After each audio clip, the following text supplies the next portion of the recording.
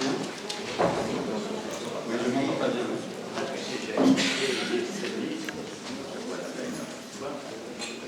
Bonjour à tous. J'ai l'impression que le micro n'est pas assez, le volume n'est pas assez fort. Ça va? Non, c'est pas bon. Hein. C'est le micro. Est-ce que je peux demander aux techniciens du musique sociale de monter le volume? Oui. Est-ce que c'est mieux comme ça? Merci beaucoup. Tout le monde m'entend bien au fond également? Voilà. Merci, monsieur le technicien. Donc, mon nom est Luc Roulet, je suis président de l'association Initiative et Changement et c'est une immense joie d'accueillir ces 4 panélistes distingués, comme on dit dans un franglais approximatif. Et une immense joie de vous accueillir tous ici pour cet après-midi de dialogue. Alors, avant d'entamer cet après-midi, j'ai besoin de faire quelques rappels d'usage. Merci de mettre vos portables au moins sur vibreur, sinon c'est mieux de les éteindre. Ensuite, les toilettes sont à gauche. Je le dis parce que la conférence est un peu longue et nous n'aurons une pause qu'à la fin. Ensuite, nous avons la télévision qui est là aujourd'hui. Nos intervenants ont accepté la présence d'envoyé spécial de France 2. Il se trouve qu'envoyé spécial suit Camille Bess qui est là depuis quelques semaines.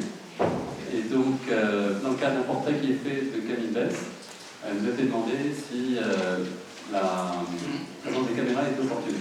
Alors, je vous le dis avec simplicité, on s'est beaucoup posé la question, est-ce qu'on est capable, sur de la maturité, d'avoir la télévision pour nos débats? C'est une première pour Initiative et Changement, on est encore une petite association, et finalement c'est une belle opportunité.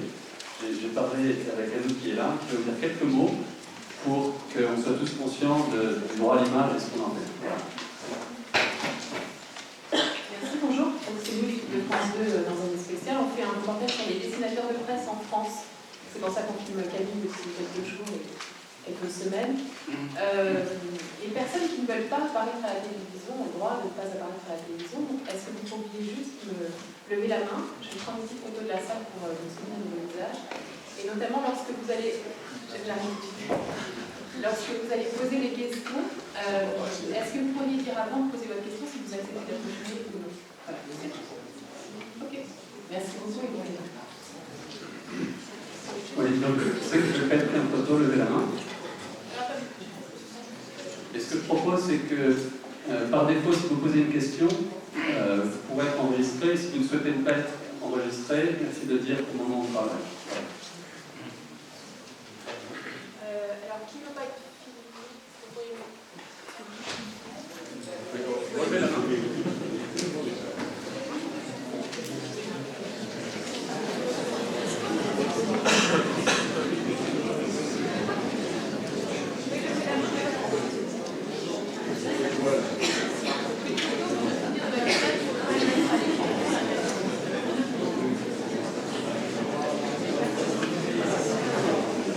Voilà, donc merci de votre compréhension. Après, je vous dois également, au nom de toute l'association des excuses, et notamment des excuses aux personnes que je vois encore derrière au fond. Nous avons été victimes de notre succès.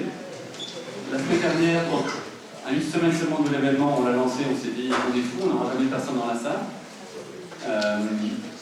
Et puis en fait, il y a quelques jours, on a compris qu'on pourrait avoir trop de monde. On a essayé de décaler l'événement à Sciences Po, pas très loin d'ici, dans le grand amphi. Malheureusement, il y a des cours en ce moment. Donc nous nous retrouvons entre nous.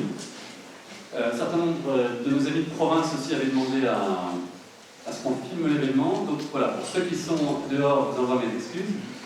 Et pour suivre l'événement dans quelques jours, quelques semaines, parce qu'il sera mis sur Internet, il sera accessible. Voilà, pour les quelques informations que j'avais à poser avant le début. Donc nous allons pouvoir entamer cette conférence dialogue qui est vraiment centrée sur le dialogue entre les 4 personnes qui sont ici et qui rayonnent en France et dans le monde entier. Et cette salle où, on a pu le voir dans les inscriptions, vous êtes un certain nombre à être dirigeants d'associations, directeurs d'école, psychiatres, pédopsychiatres, très engagés dans la société française. Il y a des représentants aussi des collectivités locales, Seine-Saint-Denis, Hauts-de-Seine, Val-de-Marne. Donc, bienvenue à tous, acteurs du terrain et acteurs de la France qui bougent, qui se transforment. Alors, un petit mot sur le lieu où nous sommes, avec cette belle voûte qui rappelle la Tour Eiffel. C'est un lieu qui porte une histoire extraordinaire. Plus qu'un musée social, c'est un catalyseur social. C'est un lieu qui a lancé dès 1894 le mutualisme et le mouvement coopératif en France, et qui l'a fait pendant tout le XXe siècle. Donc on est au cœur de la transformation sociale de la France ici. C'est intéressant comme symbole à garder en tête pour la famille. Si je me connecte maintenant au thème du jour, il y a un certain nombre d'images qui me reviennent et qui, je suis sûr, s'entrechoquent dans votre tête aussi. Celle d'une révolution française qui a porté des idéaux de liberté, d'égalité, de fraternité. Celle des combats, un siècle plus tard, pour une laïcité, fondement du respect et de la liberté de conscience. Celle du mois de janvier 2015, un siècle plus tard, c'est-à-dire il y a juste un mois et demi. Ces morts violentes, pendant une conférence de rédaction, dans un magasin cachère à Aïe. Celle d'un 11 janvier, et la qualité de présence des Français les uns pour les autres dans les rues de France. Celle d'un Premier ministre qui a parlé d'apartheid pour notre pays. Celle enfin d'une couverture où un prophète annonce « Tout est pardonné » et les violences qui s'en sont suivies dans les rues de pays très pauvres, en Afrique et en Asie. Voilà, beaucoup d'images qui me font dire « Je ne comprends pas, tout ça c'est trop, que se passe-t-il » Est-ce que nous comprenons bien ce qui se passe en France et dans notre monde? Parce que tout est interconnecté aujourd'hui. Et si nous ne comprenons pas bien, comment pouvons-nous faire pour inverser ces tendances de peur, de violence, qui ne font que renforcer les préjugés et plus la violence est là, plus les cycles peuvent s'avancer. Donc que pouvons-nous faire face à ces problèmes, ces malentendus, ces difficultés qui irriguent notre France et même la planète entière? C'est dans cet esprit que nous avons organisé cette après-midi pour essayer de mieux comprendre tous ensemble. Nous avons chacun des points de vue différents et l'idée c'est de pouvoir les poser avec respect, les confronter, grandir ensemble. Il y a des vérités qui nous confortent et des vérités qui vont nous gêner. Alors, si vous ne connaissez pas Initiative et Changement, et je pense que c'est une majorité d'entre vous peut-être aujourd'hui qui ne connaissez pas Initiative et Changement, vous aurez l'occasion de mieux nous connaître à la fin de l'après-midi. Certains de nos salariés seront sur les tables dehors et pourront répondre à vos questions. Et j'ai envie de vous donner 3 anecdotes pour vous faire toucher du doigt ce que c'est qu'Initiative et Changement. Au lendemain de la Deuxième Guerre mondiale, notre association a invité Allemands et Français à se rencontrer en Suisse, dans un petit village au-dessus de Montreux, en Suisse. Parmi eux, une jeune députée, Irène Laure, députée à l'Assemblée constituante, SFIO, résistante, qui a perdu des membres de sa famille et ses amis pendant la guerre. Elle a souhaité que l'Allemagne soit rayée de la carte de l'Europe. Elle est confrontée, donc après la guerre, à sa haine pour les Allemands. Et quand elle les croise à Caux, elle se trouve coincée, accablée, incapable de sortir de sa chambre pendant 3 jours. On lui propose de rencontrer la veuve d'un résistant allemand. Ce moment est chargé d'émotions. Et finalement, après 3 jours, elle est restée dans sa chambre. Irène Laure rencontre cette femme et lui demande pardon pour sa haine. Expérience libératrice pour elle et pour tous ceux qui ensuite recevront à qui elle demandera pardon et qui, pour certains, lui accorderont leur pardon. Elle a parcouru l'Allemagne avec d'autres dans cet esprit-là. Robert Robert Schuman et Konrad Adenauer sont venus aussi dans ce petit village au sud de Montreux. Et quand la CECA a été lancée, la Communauté européenne pour le charbon et l'acier, des hommages ont été rendus à notre association, des récompenses ont été données pour la contribution à ce rapprochement. Une deuxième anecdote, sachant que cette première anecdote relève plutôt du pôle dialogue et citoyenneté, qui est l'un des pôles de notre association. Le deuxième pôle, c'est participation, enfance et jeunesse. Alors c'est une anecdote personnelle. À l'été 2013, je vais avec ma famille dans ce même lieu en Suisse, avec ma femme et notre fils de 9 mois. Et pendant une semaine, je vais vivre une conférence qui s'intitule CATS, Children Actors of Transforming Society, les enfants acteurs de la transformation de la société.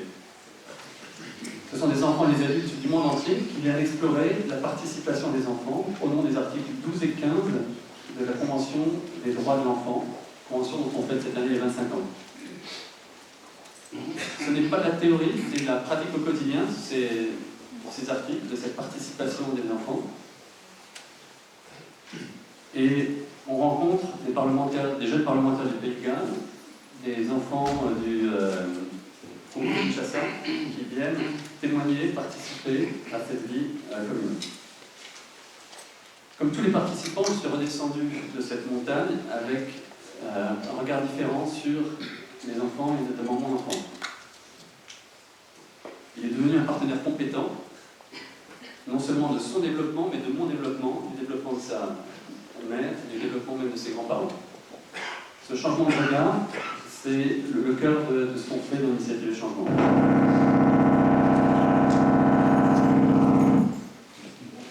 Bon, voilà, merci.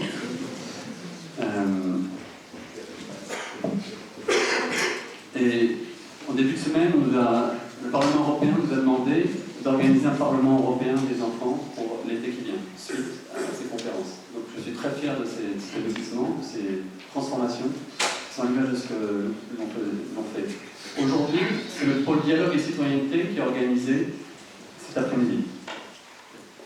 Depuis les émeutes de 2005, nous avons animé des espaces de dialogue dans toute l'île de France pour aider à la cohésion sociale, pour changer les regards, créer la confiance et encourager chacun à devenir citoyen, acteur de changement. Ce pôle travaille aussi pour information de l'autre côté de la Méditerranée, pas mal avec la Tunisie. Nous soutenons jeunes dirigeants, jeunes dirigeantes, également des travail de dialogue avec les partis politiques tunisiens et français. Donc c'est en reconnaissant la valeur de chacun que notre association produit des résultats toujours plus féconds, année après année, et qui ne cessent de m'étonner. C'est pourquoi aujourd'hui nous souhaitons que cette rencontre aide chacun d'entre nous, moi le premier, à regarder cette réalité française, et même un peu mondiale, tant qu'à faire, de façon aussi claire que possible. À la fois la complexité de ce monde réel, ce monde qui nous entoure, et la complexité de ce monde qui nous agite au fond de nous. Donc cet après-midi va se dérouler en 5 temps principaux. J'en ai fini cette introduction un peu longue. Je sais que vous attendez avec impatience les interventions. Merci. Donc nous commencerons par vous écouter, vous public, sur vos attentes. Le dialogue qui va commencer avec vous, qui allez nous dire où est-ce que vous voulez arriver à 5 heures. Ensuite, nous écoutons chacun des intervenants pendant une quinzaine de minutes. Nous commencerons par Edgar Morin, puis Camille Dess, puis Tarek Ramadan, et puis Jean-Baptiste de Foucault. Troisième temps, nous échangerons en petits groupes. Petit groupe de 3, 4, 5 personnes dans la salle. J'ai le privilège de m'asseoir avec mes intervenants ici et de pouvoir répondre aux mêmes questions que vous. Ces questions, elles sont d'ailleurs au cœur du feuillet que vous avez. Ces questions, on y reviendra tout à l'heure. Ensuite, nous nous retrouverons tous ensemble pour un échange qui permettra d'approfondir les discussions de petits groupes et d'approfondir le dialogue. Enfin, nous clôturons à 17h10 pour un pot, on est ensemble. Alors ça se passera dehors, et puis je pense qu'on débordera un peu dans la salle. pour continuer ces échanges. Voilà, avec ceci, j'ai posé, je crois, le cadre de cet après-midi de dialogue. Et on en arrive à la première question, qui est pour vous, public. Et puis, après avoir entendu le public, je demanderai aussi à chacun des intervenants quelles sont vos attentes pour l'après-midi. Quelles sont vos attentes? Voilà, en parlant concrètement de ce que vous faites, vous, dans votre vie quotidienne, qu'est-ce que vous attendez cet après-midi? Alors n'hésitez pas à solliciter le micro.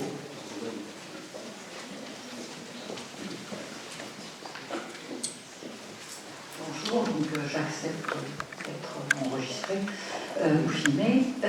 Catherine Gras, présidente de Galilée.sp comme service public. Je viens bien sûr à titre personnel pour chercher de la compréhension et étant fonctionnaire au ministère de l'économie, je viens dans la situation actuelle d'aujourd'hui, mais aussi avec la situation de la France qui évolue, donc mon intérêt n'est pas qu'aujourd'hui, pour comprendre et essayer de construire ce que des fonctionnaires dans les administrations publiques de l'État aujourd'hui peuvent faire pour s'engager dans leur métier, dans leurs interventions dans leur métier, pour aider à plus de fluidité, plus de joie et plus de dialogue dans notre société.